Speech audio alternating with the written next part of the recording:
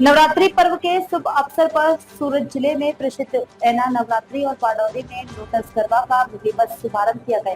पूर्व कैबिनेट मंत्री और स्थानीय विधायक ईश्वर परमार ने आरती उतारकर इस महापर्व की शुरुआत करवाई। आदिशक्ति के नवल नौते की शुरुआत हो चुकी है। सूरत जिले के नाडिला मैदान में ऐना नवरात्रि का आयोजन किया गया। वहीं बारडोली में स्वराज आश्रम मैदान में लोटस ग्रुप द्वारा आयोजित लोटस गरबा का समारोह कार्यक्रम शुरू हुआ। पहले ही दिन पूर्व कैबिनेट मंत्री और स्थानीय विधायक ईश्वर परमार ने आरती उतारी और भक्तिभाव से पर्व का उद्घाटन किया। सामान्यतः ऐना नवरात्रि की खासियत यह रहती है कि गांव-गांव फिल्मी कलाकारों की मौजूदगी में विशाल आयोजन होता है, जिसका संचालन ऐना युवक मंडल करता है। वहीं बारडोली में लोटस ग्रुप द्वारा आयोजित गरबा व्यावसायिकता से अलग सामाजिक और सेवा भावी गतिविधियों को ध्यान में रखकर किया जाता है। पहले ही दिन खिलाड़ियों और भक्तों ने गरबे में जमकर उत्साह दिखाया और नवरात्रि का पर्व पूरे उल्लास के साथ मनाया।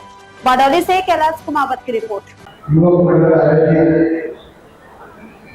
आज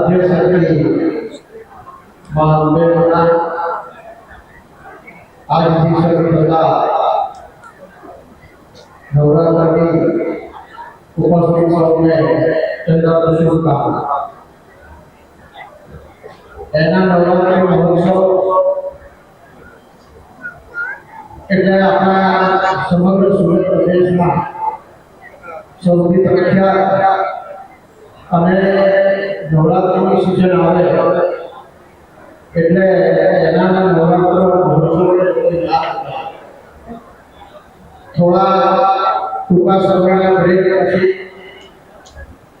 આ વર્ષથી ફરી એના યુવક મંડળ દ્વારા અને સમગ્ર એના ગામ પરિવાર દ્વારા આ બારડોલીના નગરીના 4 રસ્તા ખાતે એના નવરાત્રિ મહોત્સવનું આયોજન થયું છે। ત્યારે આજના પ્રસંગે બધાના લોકોની સમસ્ત સન્માનીય મંચ અને ઉપસ્થિત રહેલા ભાઈઓ મ્યુઝિકલી ગીત ગાયક કલાકારો સ્વયંસેવકો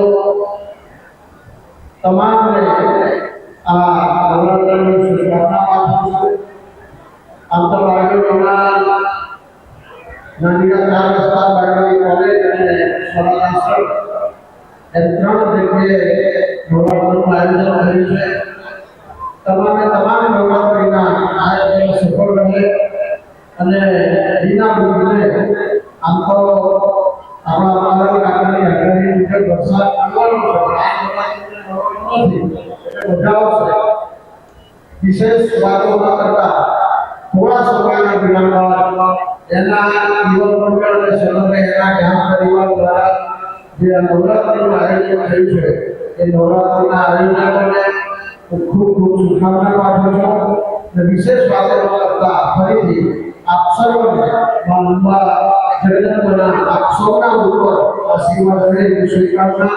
જય હિન્દ, જય ભારત।